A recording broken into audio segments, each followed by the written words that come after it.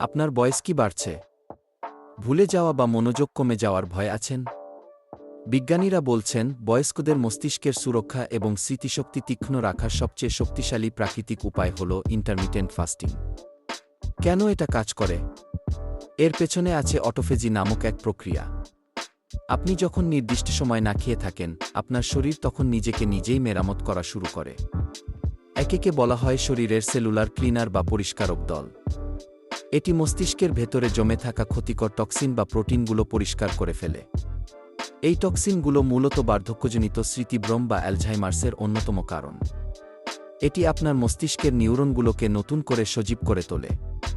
নিয়মটি সহজ, দিনের ৮ ঘন্টার মধ্যে খাবার খান এবং বাকি ১৬ ঘন্টা বিরতি দিন। এটি আপনার মস্তিষ্কের দীর্ঘায়ু নিশ্চিত করার সবচেয়ে কার্যকর অভ্যাস। ভিডিওটি শেয়ার করুন।